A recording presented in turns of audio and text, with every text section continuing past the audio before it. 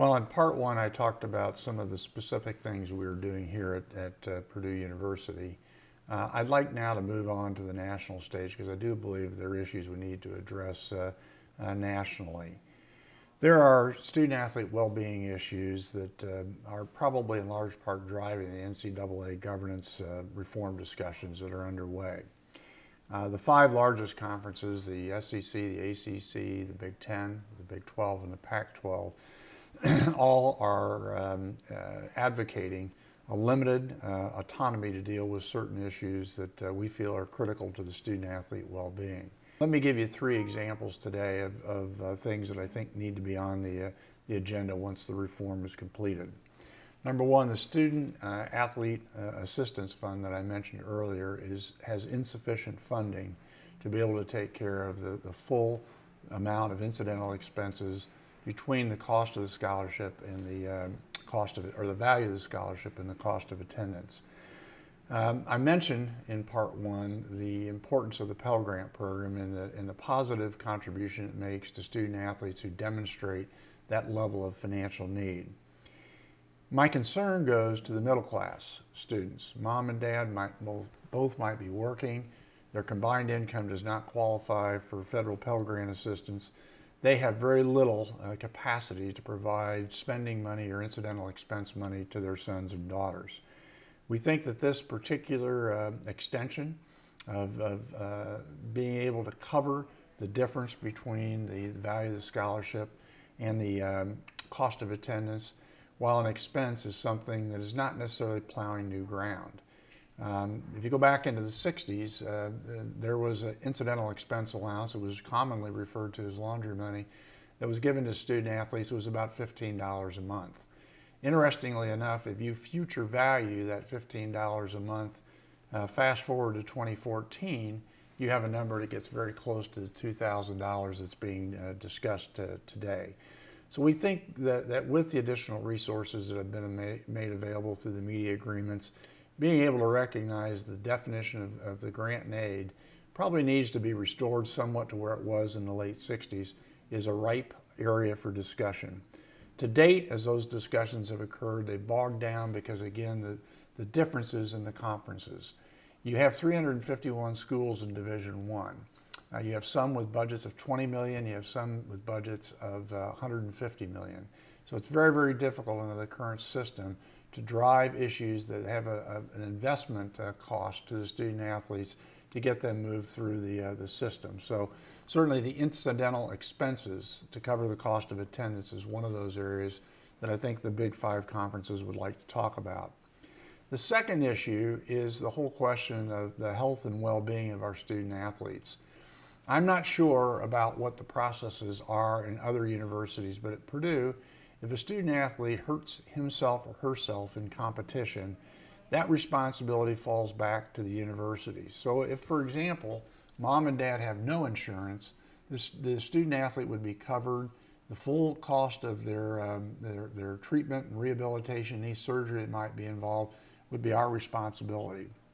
If mom and dad have insurance, we become secondary, which means that any out-of-pocket expenses or copay would be our responsibility to cover. I'm not sure that that's the case in each and every university. Furthermore, I'm not sure that in the case of multiple year grants, whether the NCAA changes that were made a few years ago are being broadly used across the country. We have the ability now to make a 4-year grant of scholarships as opposed to the traditional 1-year rollover that was in effect prior to. But I think that needs to be explored further. Thirdly, I think that the whole question of being able to have sufficient resources in the sports medicine area to make sure you acquire adequate baseline data on student athletes when they come to your campuses is critically important. When a youngster gets hurt, having that baseline data can be very important to the doctor in terms of understanding the diagnosis, the treatment, and the rehabilitation plan for the student athlete. So I think the whole broad category of student athlete well-being is one that needs to be discussed. The third example I would give you is academic readiness.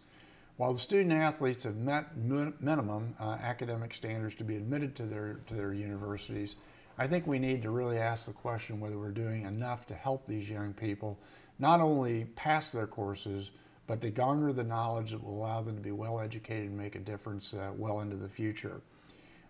We know right now that it's a very competitive landscape, particularly at a place like Purdue and other conferences around the country.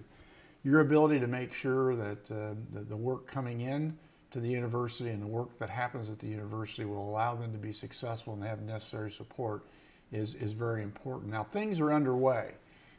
We have a degree completion program that the NC sponsors today that will allow a young person who doesn't finish their degree to make an application to come back and receive a grant and aid funded by the NCAA.